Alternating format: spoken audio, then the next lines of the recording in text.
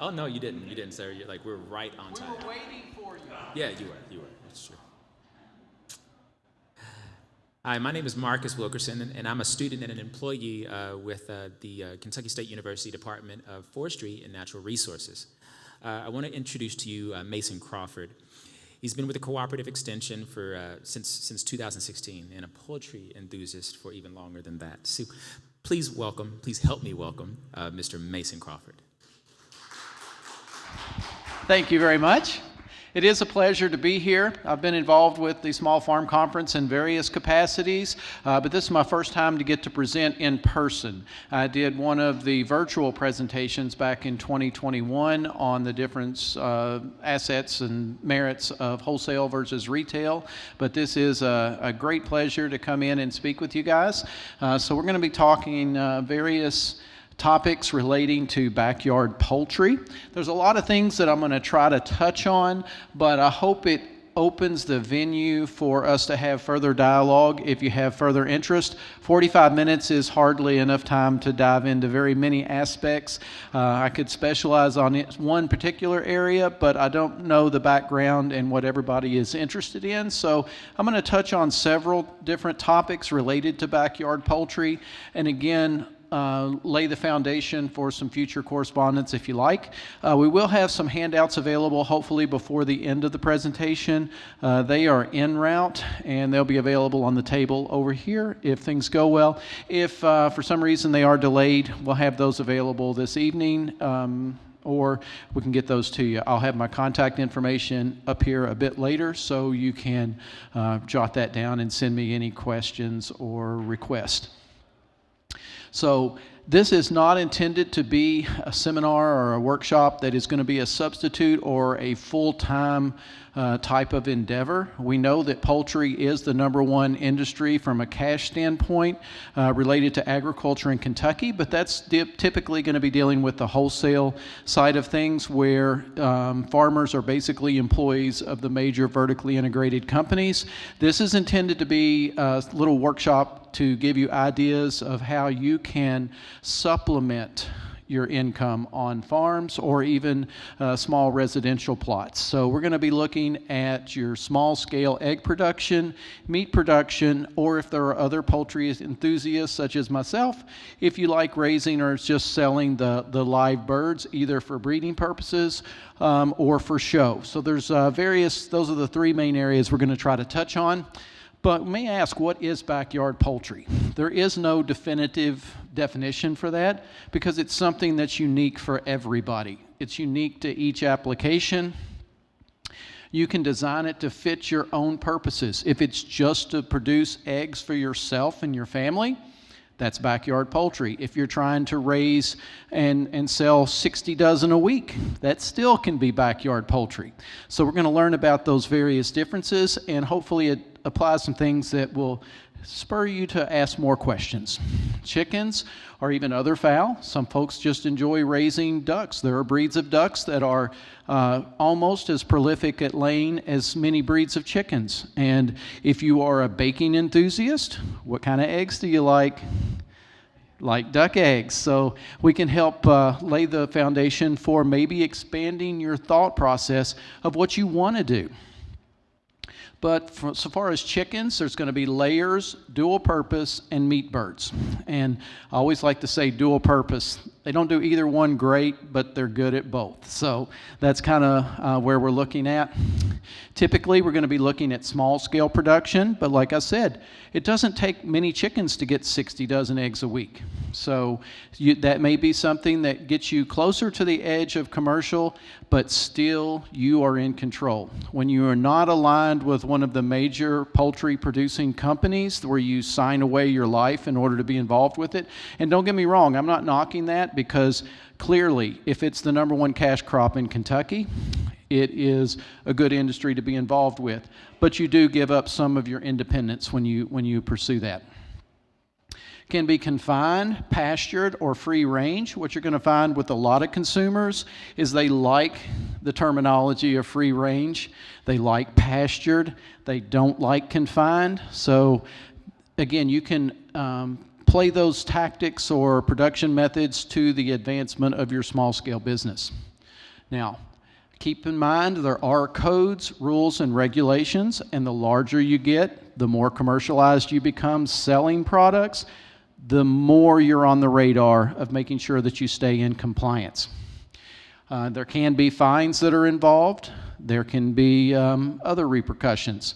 But civil restrictions, they do vary by county, and even within counties, they can vary by city. So keep that in mind. I'm assuming most folks are from Kentucky, but every state will have different guidelines and different things that you have to go by. Keep in mind, if you are in a residential area, even if your farm, it's a farm, but it has been surrounded by subdivision, you are subject to nuisance complaints, just like any other animal. You may not like the dog barking at 2 a.m. next to you. Likewise, your neighbor may not like the roosters crowing at 4 a.m. So, things to keep in mind. Homeowners associations or community bylaws, they can supersede what the city allowances are. Your city or county may not have any restrictions, but if you chose to live in a subdivision that has homeowners association or community bylaws, they can restrict you from having certain animals, including chickens. So just check into that. Many times, if there isn't an allowance, keep in mind you do have that nuisance clause. So getting to know your neighbors, getting along with your neighbors, often makes it easier to have things that could be potentially problematic for you. Getting started. There's a lot of different ways you can do that. So we're going to look at that. You can incubate your own eggs. If you don't know what the word incubate means, wait for the next slide. We'll get to it. But you can also buy baby chicks. There's a lot of places to do that. And some of the retail stores are even carrying them year-round. Used to, you could only get them in the springtime. Now, if you go to some farm retailers, they have chicks all year long. You can buy juvenile birds if you don't want to deal with the brooding side of things, taking care of the babies when they're most susceptible, need the most stringent conditions met. Then you can buy some juvenile birds and take that factor out of it. If you don't like taking care of anything and you want immediate gratification, you can always go out and buy adult birds. Some folks are, like me included, might be happy to sell you a $50 pair of birds. And if that sounds too steep for your blood, let me ask you 5 months after you buy 25 baby chicks and see how much money you've got in them. So they can become quite expensive. We're going to talk about a lot of those things so that you can make an educated decision. I am curious, how many of you have birds at all right now? All right, so hopefully there's going to be some time where we can share some of our own stories, or when we have a Q&A session. Don't hesitate, though. If there's a particular question that you don't feel like I cover well enough or you want to interject, just let me know. You can do some combination thereof. Nobody says you have to do one thing. I often have baby chicks, juveniles, and adults on the farm at any given time. I bet some of you guys are the same way. Now, what is an incubator? Anybody want to venture a guess? What's it take the place of? Yeah, takes the place of the hen, meets all those requirements. It substitutes for the mother hen. I brought in one of the simplest types of incubators over here, but you have to provide some constants, okay? It is not rocket science, but it is science. You have to meet the proper temperature, humidity. For a forced air incubator, these are two terms that if you're not familiar with, I suggest you kind of take down. A forced air incubator has a fan inside. It's going to keep the air circulating, so every corner, every spot in the incubator is going to be virtually the same temperature. This is one of the less expensive models that's up here. It is what's called a still air incubator. So when you start looking, if you want to buy an incubator, make sure you understand the differences between those terms. That one's going to cost about half as much as one the same size that is a forced air. So you can expect you're hopefully going to have better hatchability with a forced air incubator, okay? The other type is a still air. STILL or forced air. And There are advantages to the still air also. If you happen to be a reptile enthusiast and you're going to be hatching snake eggs or leopard geckos, my son raised all of those. That's how we ended up with that incubator. So you have to have the still air for that, because too much of the forced air will dry those shells out. They have more of a permeable soft shell than the chickens and ducks that have a thicker shell. But if it is a forced air, you're going to want to bump it back to 99.5 degrees instead of the 100 degrees that it might be preset to, or your chicks are going to hatch out early. Okay? Humidity is the moisture that's in the air inside the incubator. There are little trays that are numbered in the bottom of most of those incubators, but if not, you can have a hygrometer that measures the humidity. You're going to be wanting to go about 55 to 60% throughout the incubation process. And we know if we have, say we're hatching them out in our house and it's the wintertime and you have gas heat, are you going to be anywhere near 55% humidity in your house? Probably not. So you're going to have to maybe bump a little more water into your incubator. If it is a still air incubator, you're going to want to set it to 100 or 101, because it can vary up to 2 degrees between heating cycles. So it might be you go by 1 second and look at the incubator and the thermometer in there, it might be 98 degrees. Go back 2 hours later, it might be 102, because it just has those cycles where it clicks on and off. Otherwise, it would be going on and off all day long, and that'll burn the unit out. There's your simplest one. If you just want to have a hobby and hatch out some with your grandkids, you can get incubators that turn the eggs, heat them, and it holds about a half a dozen eggs. We use this on some of our 4-H programming. I'm based in the Hardin County office and work with our 4-H agents. We hatched out some using an incubator like this at one of the boys' home facilities. It worked fine. I think we hatched 5 out of 6 eggs with that. This is more of a commercial type. A GQF is a great brand incubator, but if you don't have $1,200 to put into it, you might want to hop into the third portion, which is one of our forced air type of incubators with the full top that's a picture window, and it holds 41 eggs. I will warn you, if you count the number of slots on this automatic turner over here, it holds 42. If you look at the catalog, it'll say 42. You read the fine print, it says 41, because when they redesigned this unit and put a larger motor on it, it doesn't allow that one slot to actually hold an egg. It can jam up on it, causing the whole system not to work, or it can break that egg. So don't put the 42nd egg in there. If you have one of the older models that has the metal motor, then you can probably get all 42 eggs in. Incubation length does vary, so if you are, again, into immediate gratification, you might want to go to Rural King or TSC or Southern States, or get a mail order catalog and have those babies delivered, because it's going to take 3 weeks for chicken eggs. It's going to take 28 days for turkey eggs. A lot of your waterfowl are going to be a little bit of variability. So ducks typically take 28 days, similar to a turkey. But if you happen to like the dinosaur ducks, ever seen the Muscovies? They have the big red crest on their head and stuff. I call them dinosaur ducks because they're kind of prehistoric looking. But they can take up to 35 days. Geese take 28 to 30 days, and then the quail are really all over the board. There are so many different species of quail, they can take anywhere from 16 up to 30 days. You need to know what eggs you're putting in there so you kind of know when to expect the babies. That comes into play because it is important that the eggs be turned, but it's important also that they be stopped turning before you hatch them. So about 3 days before they hatch, you're going to remove them from the turner. If you're hatching duck or goose eggs, if you can have water that's similar temperature to what's inside the incubator and mist those eggs, you're going to have better hatchability. It just gets back to them being a waterfowl and their mother. Again, incubation is trying to emulate what Mother Nature does. And so geese and ducks are going to go out on the water.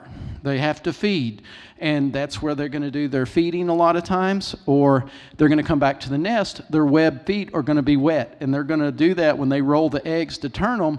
They're going to get that moisture on them. Again, with the types of feathers that they have, when they're wet and they set on the eggs, it is providing moisture to the eggs. So you will find a little bit of improvement with hatchability if you missed those waterfowl eggs.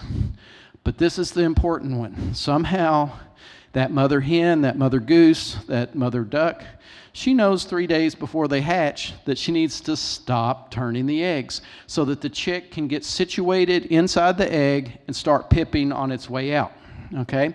It just makes it a little less stressful for them, and it has to do with the fluids that are inside the egg and the air pocket where it's located so that the chick has the best chance of hatching. Okay? So 3 days before they're due to hatch, either turn off the turner if it's one of those that has the turner around the bottom.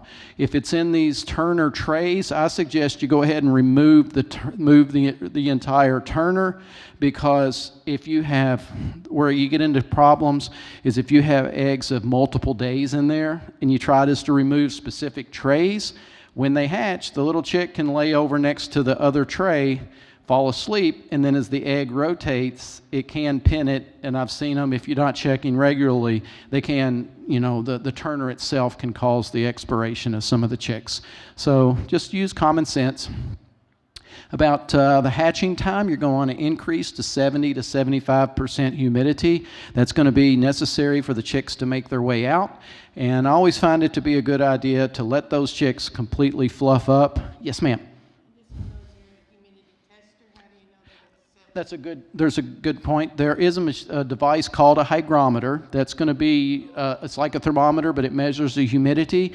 If you have one of the electronic control pads, it's going to read it digitally and tell you. That's part of the reason those electronic the incubators cost about twice as much as the others. But the way it's done, you can have just a thermometer and do it, but you can take a shoestring or some type of cloth that's a wick and put it into the water that's in the bottom of the incubator and read the temperature. It'll read different than what the air temperature is. And then there is a conversion chart that comes with incubators that you can use, and it'll tell you what the humidity is. So sometimes the big cabinet incubators like the GQF model, it'll come with I've used 2 thermometers with it. One of them is going into the water pan so I can read the moisture, and the other is to read the air temperature. Good questions. Now, embryology and candling, it's not just for school kids. There's a practical purpose for it. If you have eggs that are stale, if they start to develop and then they die, then they're going to put off toxic gases, which are going to in turn be absorbed by your healthy ones. So if you don't remove dead chicks or stale eggs, then you can actually poison the ones that are still developing. So another thing is, if you're setting eggs that you might find out under hens, it's possible she's already been setting on them for 2 or 3 days, and they may be already developing when you put them in the incubator. Okay, sourcing birds, a lot of different places we've already talked about, farm supply stores, mail order hatcheries. Anybody get excited when a Murray McMurray hatchery catalog comes in? You got to see what breeds they've added this year, right? I was excited just because I went to a big box store and I found blue crevicores the other day. So I've got some of those. Never seen those in the catalog. So sometimes you can do that. We do have some in-state hatcheries down in West Kentucky. It's actually a saddle shop, but they also have a hatchery. They only raise the sex lynx and the meat birds, but that's okay. If you're into those 2 areas, you get them cheaper. You get them straight out of the incubator after they fluffed up, so you don't have those 3 days of stress as they're being shipped. You'll have nearly 100% livability if you deal with a local hatchery. But you can also get them from neighbors and friends. There's Craigslist ads all the time that have them. There's Facebook Marketplace ads. If they slide through, they might be called something other than baby chicks, because you're not supposed to sell livestock on Facebook Marketplace. So it's like buying eggs. They'll say cartons that are full. So there are ways around it. Know what you're searching for. But anyway, that's kind of what you have to do if you're dealing with Facebook. Chicken swamps are another choice. They're very popular with people, but there is a key word that I want you to memorize with me: Quarantine. Because you never know what you're going to bring in. If you bring in live birds, especially adult birds, from other farms and other farms that are there with many other farms, because there are communicable diseases that you need to be cautious of. So I'm not saying don't go to chicken swaps or go to chicken shows. Just be prepared that after you have the birds there, you should quarantine them before you put them back into your main flock. Selecting what breed. I bet everybody's got their own favorite breed. What's your favorite breed? Welsh Harlequin ducks. Which kind of bantams, though? Way too many? Okay. Anybody else have a favorite breed? Australorps, okay. Cornish cross. He wants the meat birds. All right. He wants those fat little bitties in 6 weeks. But there are different categories. There's egg-laying breeds. There are meat breeds. We heard descriptions of at least the meat breeds so far, but dual-purpose breeds. The Australorps are a good dual-purpose breed. Again, we said they're not perfect at either, but they're good at both. And sometimes that's what you want, because if you are going to raise the chickens as long as they are in production, and then you want to process them and have something other than chicken noodle soup, you want something with some size to it. But there are a lot more decisions. In the last 10 years in particular, we have a lot of sex links that are available, a bunch of hybrids. And because of that, we have more choices. And we've all think back to any genetic studies you ever had. What do you get when you cross 2 or more genetic lines together? Anybody?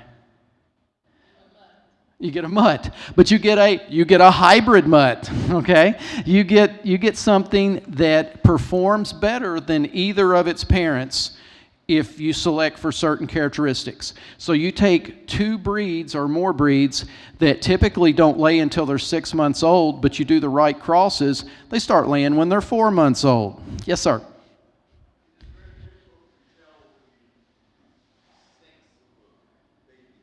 That's another point with those sex links. You can tell at day 1 as an untrained professional because they're different colors. So all of the males will be of one color, depending upon what the cross is. They can just look at the color of the fluff on them and tell whether they're male or female with a 90 to a 99% accuracy. And now any breed can be sexed, but that's what they call vent sexing. And I'm sorry, I've read books, I've looked. I'm really good. I'm about 50%. I could just take about as good a chance saying that's a boy and that's a girl, but with the sex links you can. And it has to be bred in a certain way. For example, the barred pattern has to be, I'm going to look at this, the barred pattern has to be on the female in the initial breeding for it to produce a black sex link. If you do it the other way around, no good. If you save the offspring from sex links, all the males are one color, all the females are a different color, you blend them together, you know what? I bet you're going to get about half of one color and half of the other, but they're not going to be sexed the same. They're going to be half white ones are boys, half of the white ones are girls, half the red ones are boys, and half the red ones are girls. So it's a one generation thing. But because of that hybrid vigor, they produce eggs at 2 months earlier than average. They lay more eggs than average, and they do it on less feed. It's crazy, but that's what we know about hybrid vigor. We've been doing it with cattle and pigs for years, but they're just now getting to where it's real commonplace with chickens, at least on small farms. We've been doing it with chickens since the 1940s. They're called Cornish hybrids. They're the little meat birds that you like that, you know, they're weighing 6 pounds in 6 weeks. And you're like, how is that possible? I only fed them 5 pounds of feed and they weigh 6 pounds now. No, it's a little exaggeration, but they do. It takes about 1.5 to 1.8 pounds of feed for every pound of gain. Now, I had a long conversation with one of our other faculty members up here, and she doesn't like that tasteless chicken. Because now the hybrids, they're juicy, They're plump. They grow fast. You can season them to taste like anything. But if you don't season them at all, they taste like what? Nothing. Okay? Now, true chicken has a flavor to it.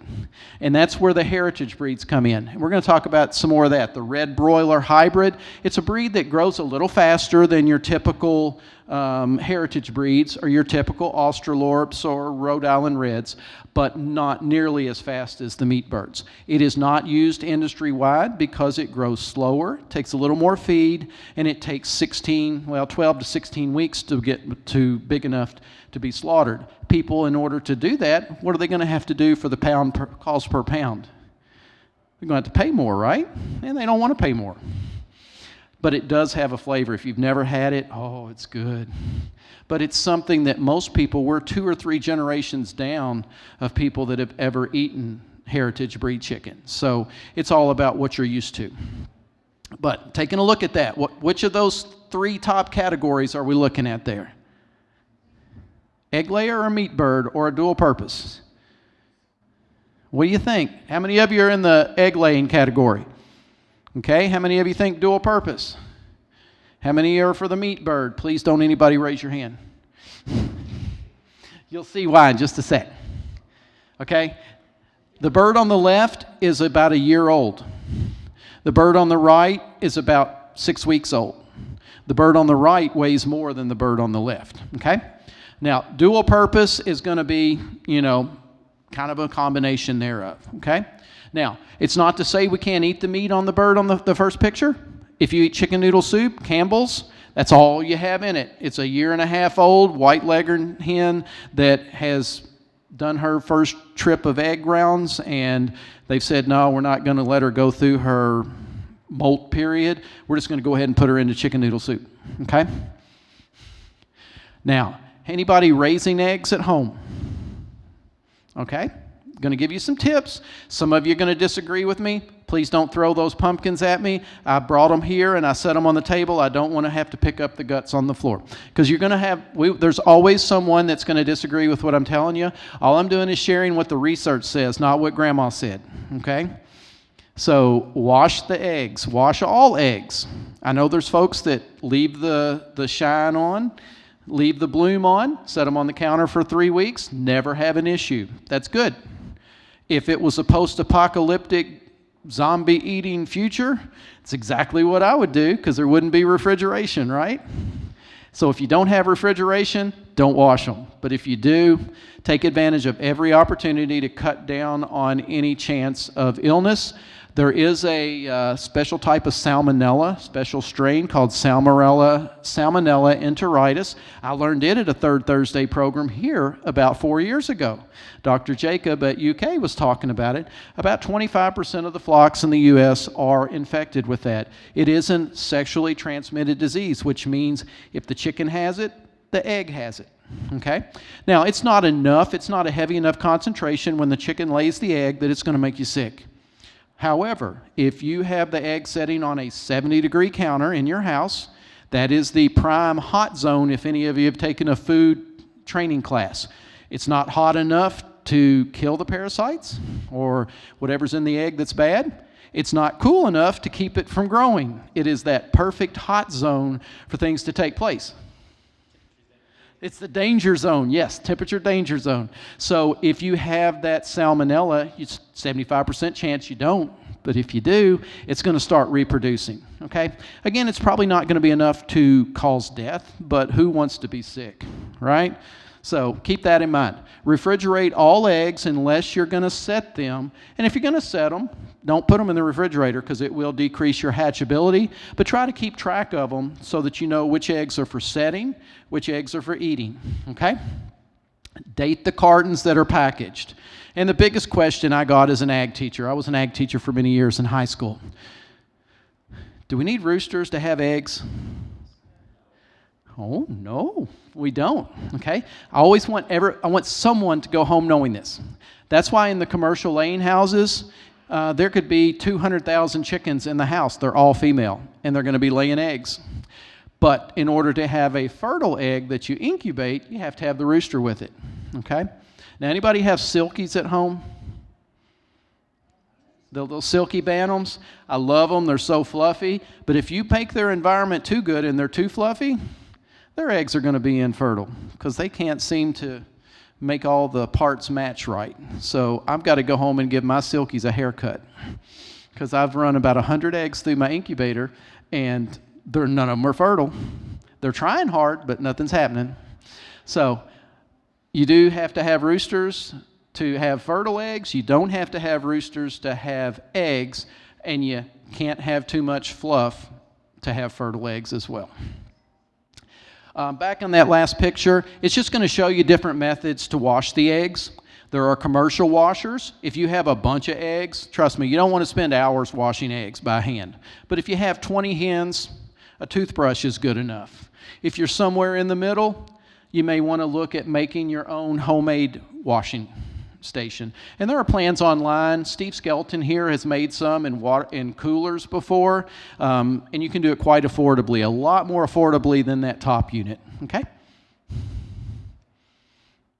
Now, selling eggs. There are some guidelines. Go ahead. Mm-hmm.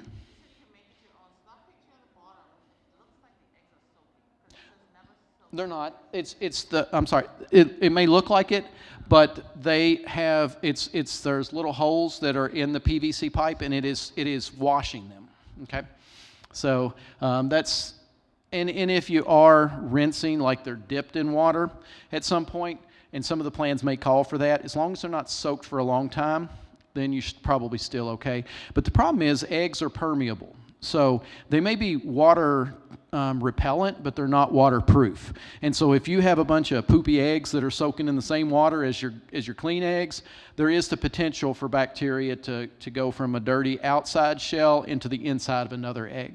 And that's what the reason is. But that's a good observation, but it's going to be more like a dishwasher than washing things in your sink.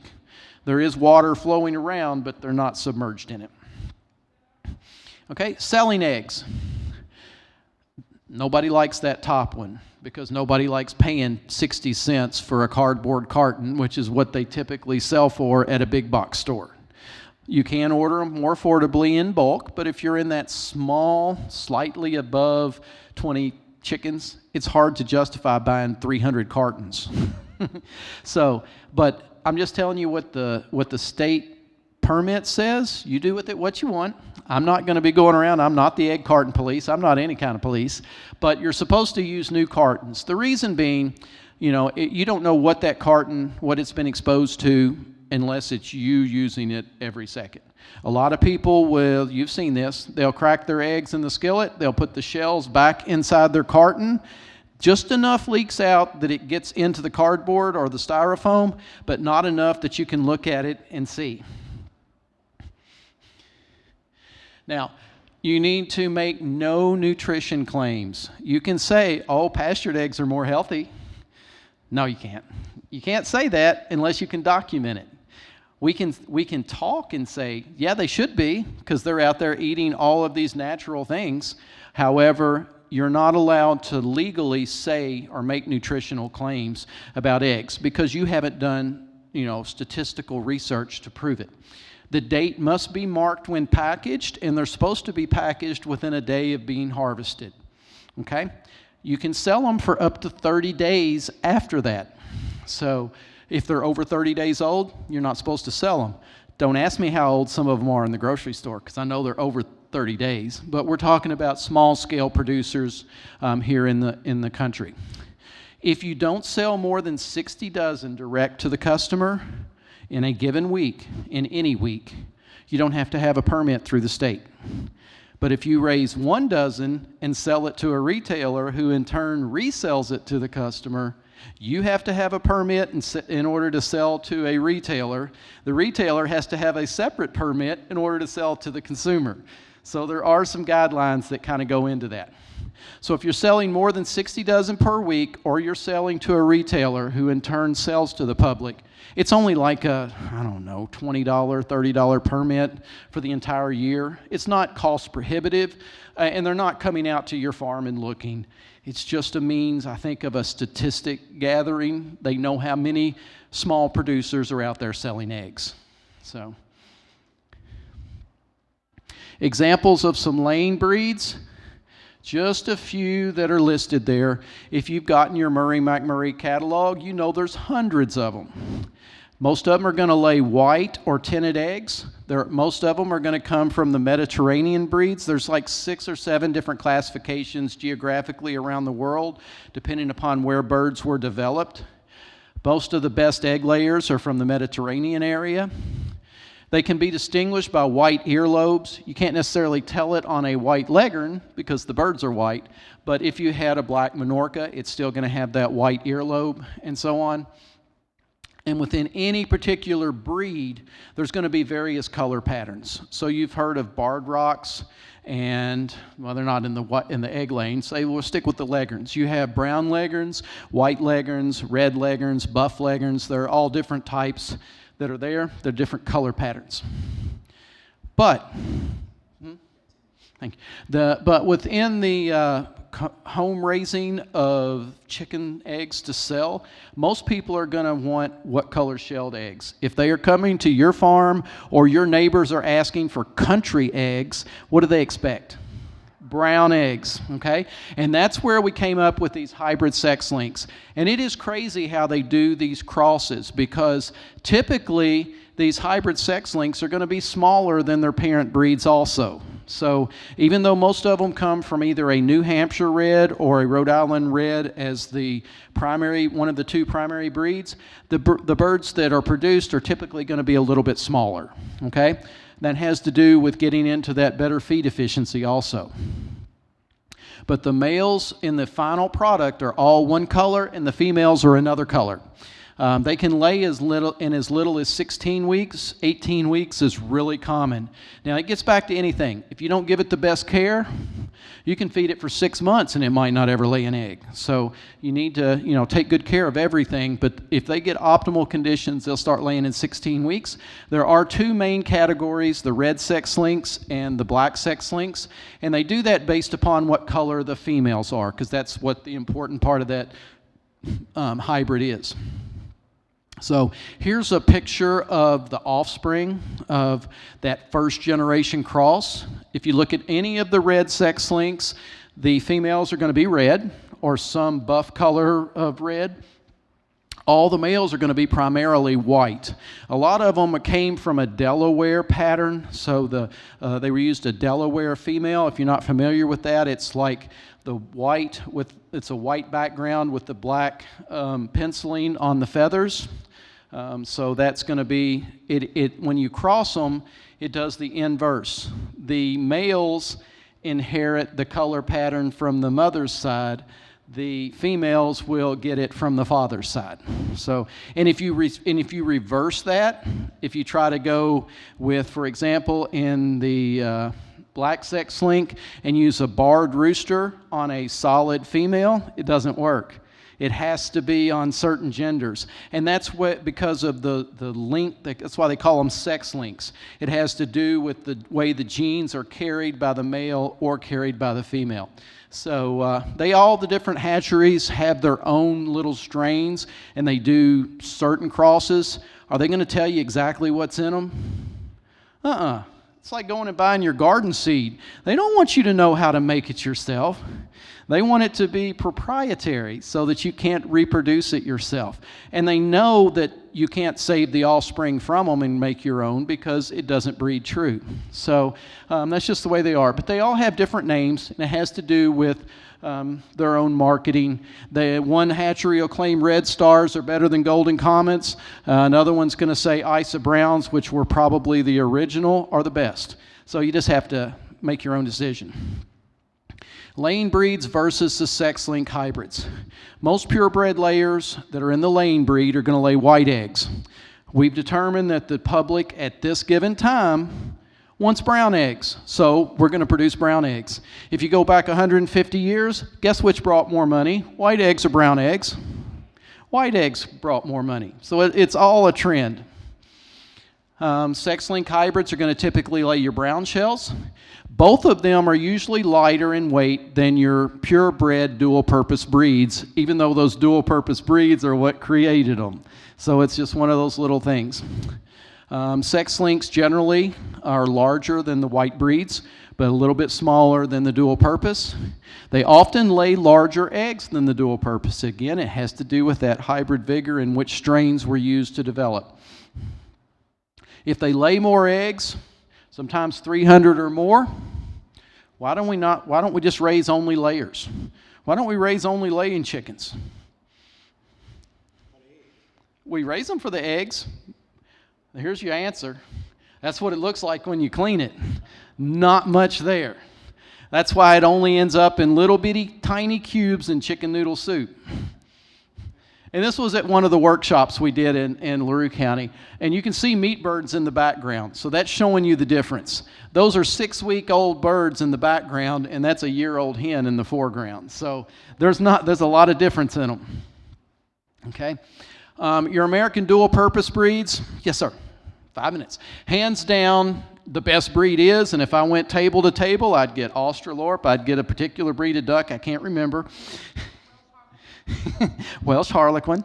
I'm going to get Cornish hybrids. Everybody has a different preference, but especially among purebreds, everybody has a favorite. It's like asking what's the best truck. I'm not even going to do that here, okay? Not going down that argument road, but everybody has an opinion, and they all have good merits, but it's hard to say one is, as an objective, it's hard to say any one is perfect. If they were perfect, we would not make hybrids, right? So the Cornish rock hybrid is the meat bird of choice. Was developed in the 1930s and 40s.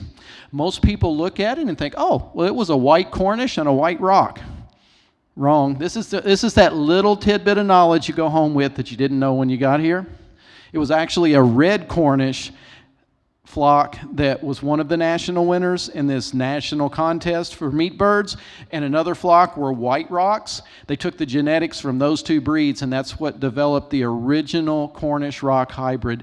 Now, since that time, there are many different strains. Some are bred to be a bit more mobile, so they can be pasture-fed. Some have larger breasts. Some are bred for larger drumsticks. So there are a few different types. Now, this was some processing of birds that I raised for the Southern SOG Conference a few years ago, and they were processed right here at the KSU mobile unit. And so you can see that the Cornish hybrids are quite meaty birds. Some people look at that picture and think they're what? Turkeys, because they dressed out at about 8 pounds. So you're taking a bird that's getting up to be about 10 or 11 pounds live weight and still dressing out to look like that. Those were probably about 12 weeks. Okay? There are alternatives, though. If you want to have a bird that still grows faster than your dual purpose, and is heavier muscled, but not as extreme as that, and still maintains the taste of heritage chickens, there are some other choices. There are types of they're called red hybrid or red broilers, and they go by various names also. You can see most of them have Ranger in the name, but different hatcheries call them different things, and there's slightly different genetics that are involved. So there is a side-by-side comparison, 4 to 5 week old Red Rangers and a Cornish hybrid. You can see frame size. The Red Ranger will get larger over time, even in a short term, but it's not nearly as thick, and it's going to take longer to finish. This is a picture of some of my own processed birds here. The bird on the left is much older than the bird on the right, but it still weighs less. And you can look at it and see that it is the other red meat that's a white meat, because there's even the breast meat on a heritage breed has some dark pigment in it, whereas if you look at the Cornish bird on the right, even the thigh meat, which is supposed to be a dark meat, is more of a white meat. So that's just some of the differences. Now, this is the backyard hobby people in here too. So a lot of folks will like to have the colored egg layers. So maybe you'll get an Araucana-derived breed, and that's a purebred Araucana there. Look at the handlebar mustache. That's the dead giveaway, and the fact it doesn't have tail feathers, okay?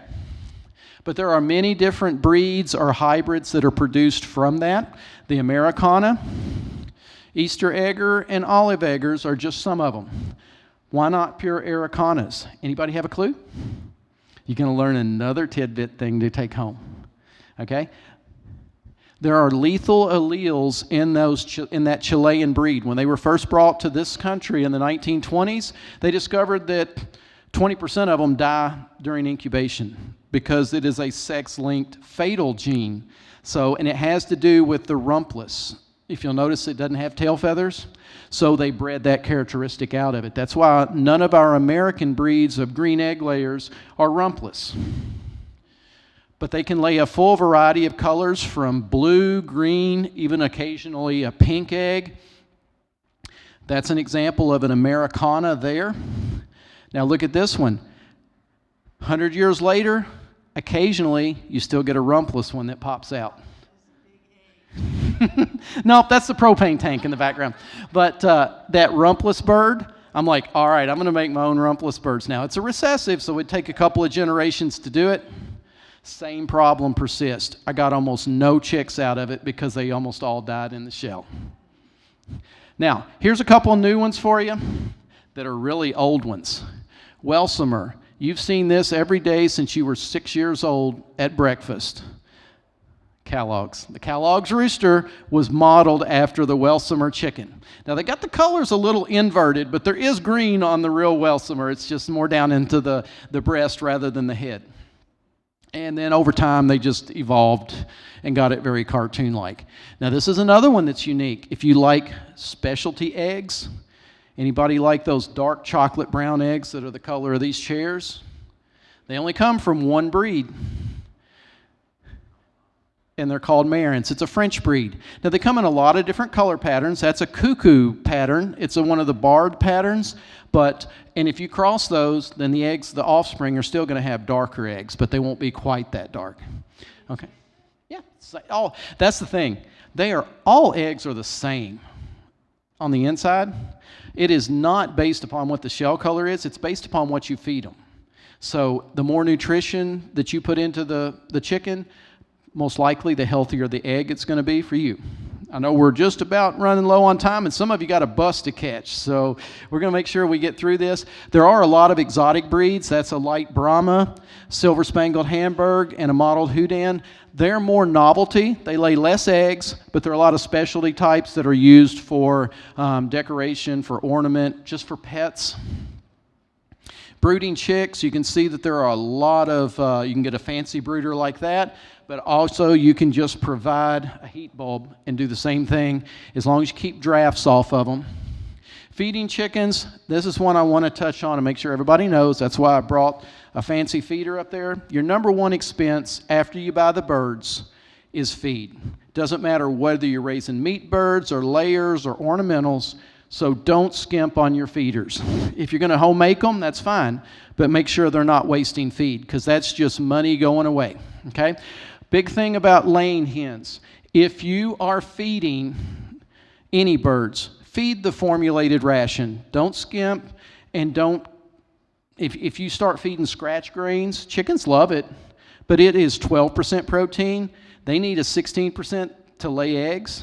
So unless you're supplementing with something higher protein to blend with that scratch grain, all you're doing is cutting down your egg production. So I recommend either buying a formulated ration for your layers or your chicks or any other production method, or if you're going to make it yourself, there's nothing wrong with that. Just understand the science behind it and make sure that you meet all the mineral, vitamin needs, the protein, and the energy requirements. And a good feed mill can mix feed for you. Doing that, or you can buy your own ingredients and make it yourself if you have a grinder mixer. Water is also equally important. If you don't take care of keeping your water clean, they will die. Won't they, Naomi? It's important to have clean water. So don't think that you just keep refilling the same plastic jug every day for 365 days and all is good, because bacteria, algae, things like that will grow inside. Warm water, that's a misconception. People like cold water. Animals do best with room temperature water. Okay? Now, husbandry tips, keep clean bedding, clean water, keep the critters and varmints away, nesting boxes if you've got layers so you're not randomly thinking, I don't think I saw that egg there yesterday. and it might have been 2 months old and just rolled out from under the feeder. So it can lead to some bad things. And then what people sometimes don't think about, check the toenails, make sure that they're not growing too long on the birds. If you're giving too high of an energy ration, too much grain in the diet, sometimes those toenails will just grow. Or if they're not running around, if you're keeping them in a more confined area, they don't have a chance to wear it down. It's kind of like your dog at home. If you never let it outside to run, the toenails grow faster, okay? Chicken tractors, we do some workshops around the state. If you're interested in learning how to do that, we also have the plans for it. Nice thing about that is that the birds will learn, and you can keep them on pasture all year without ever taking the chance of a hawk coming down and killing them. But you got to move it every day. You leave it for 2 days when it's fully stocked, you have nothing but mud and dirt and fertilizer. Showing is another fun thing, and whether you're raising meat birds, layers, ducks, or ornamental bantams and those types of things, there are shows and classifications that you can enjoy showing if that's just part of the recreational side of things for you. Every presentation, we are required to make sure that we're not discriminating on any capacity, so I hope that I have been welcoming to everyone, but should you feel otherwise, there are recourses to forward that, so I'll leave it up for a sec. You can take a picture of it if you choose. I'll look away. But if you're interested in more things from me, there's my contact info. Please take a picture of that slide. I also have business cards over here on the table that you are available to take. You can reach out to me. It has my cell phone number as well as my email address. And then there are several publications over here. A lot of the topics that we touched on, both KSU and the University of Kentucky have printed up some helpful information, and they can go in a lot more depth than what I had time to discuss today. So I encourage, if you're interested in poultry, come on over and take a second. If you don't have time to read through them, grab one of all of them. Thank you very much and appreciate your time.